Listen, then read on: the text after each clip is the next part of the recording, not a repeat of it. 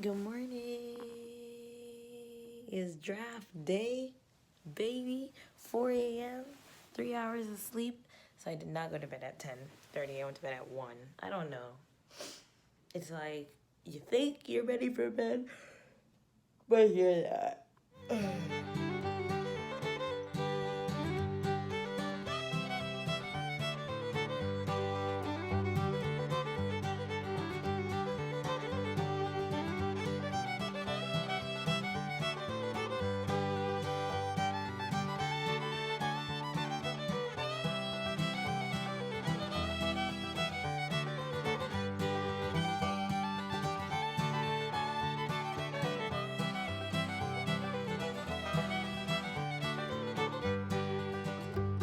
I got my assignment. I got my assignment. So I'm going to be at this hospital called Jacobi. So I was standing in this line for like an hour, right? They were like, come downstairs, be dressed, because, you're going to get your assignment and you're going to get right on the bus. So, got dressed, hair's all wet. Get down there. The line is like, as you saw, super long. I finally got my assignment an hour later. Everyone else is kind of like leaving the line. They're like, oh, we're going to like Coney Island. I'm like, okay, I know Coney Hospital. Some other people are coming out like, oh, we're going to King's Hospital. I'm like, okay, I know King's Hospital. So it was like King's Hospital or Coney Hospital. I'm like, all right, I'll probably get one of those hospitals. I get to the desk and I'm like, hi, Monique Johnson, Monique Jalicia. And she's like, Jacobi Hospital. I'm like, Jacobi? Who the heck is Jacobi? That's like my ex-boyfriend's brother's name. Well, XXXX. Like when I was 15 years old, his boyfriend's... Actually, no, that wasn't his name. Scratch that. Scratch that whole thing. Anyway, Jacobi. Anybody know about this hospital? Let me know. All right, so I just want to talk to you guys about how I'm feeling. First of all, I'm so tired of these people like waking us up and telling us to come down, check doors, do all kind of crap, just interrupting my entire sleep pattern, just to send us back to our rooms to like go back to sleep. Like, I can't just keep waking up and going back to sleep like that. Like, I just don't function. I am excited about how I did get night shift, and I am excited about getting night shift because I have not worked night shift in like 5 years, but the stores here and stuff, they close at like 8 p.m. So if I work day shift, I would never get the opportunity to like go to the grocery store or anything like that. I don't remember if I told you guys, but well, I did tell you guys. It's supposed to be 21 days straight, 12-hour day shifts every day. So if you work day shift and you leave, you have to like take a bus to work or whatever. They provide like a coach bus. They bring everyone to their job, whatever. And but you leave here at like 6 in the morning and you don't get back to like 8:30 at night. So you're gone for like 14 hours of the day. And if you're doing that 7 days a week, can you go to the store or like anything like that? So I was kind of wanting night shift because at least, if I'm supposed to leave here at 5 o'clock or whatever, at least I can wake up at 4 and make like a quick grocery store run or something like that. So I am excited about getting nights, I will say. This Jacobi hospital business, I looked it up a little bit more. It's in the Bronx. Those who know New York. We don't mess with the Bronx. Sorry if you live in the Bronx and you're watching this. I love you. I love the Bronx. I'm more of a Brooklyn girl, I'm more of a Queens, Brooklyn girl, I've done travel assignments already several times in New York, and I had never heard of Jacobi because I never go to the Bronx. So it is a level 1 trauma center. It's a stroke center, burn center. So that's like super cool to me. I am crossing my fingers and hoping that I get into the emergency room because, as you know, that is my stomping grounds. But I do not know which specialty they'll put me in. That is still a mystery. These people really like to keep mystery.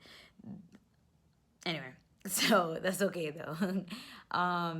They need help with all sorts of stuff. It could be anything from the morgue to temperature to screening. I mean, it's just like whatever. I don't know.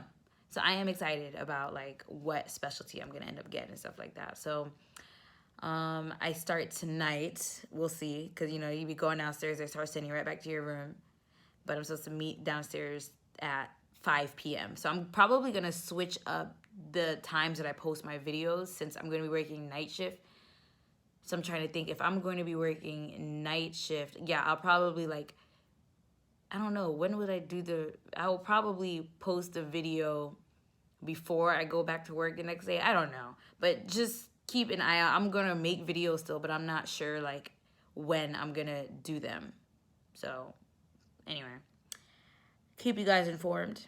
We have yet to see the worst in regard to coronavirus. So how much more can our hospitals handle? CBS 2's Kieran Dillon is live at Jacobi with the very latest. Kieran, good morning. Good morning, Mary. Yeah, the nurses here at Jacobi Medical Center just held a press conference. They say the hospital is putting their lives at risk by asking them to reuse their personal protective equipment. Nurses on the front lines of the coronavirus crisis at Jacobi Medical Center in the Bronx are fed up. They say after the CDC changed its guidelines, they were told by management to reuse their personal protective equipment, including N95 masks, for 1 week. It's just one of many stories coming to light from healthcare workers across the tri-state. The masks are supposed to be one-time use. Prior to coronavirus, they were one-time use. You use them for a patient and they went in the garbage. And now all of a sudden the CDC is saying that it's fine for us to reuse them, and these choices are being made not based on science, they're being based on need. These images taken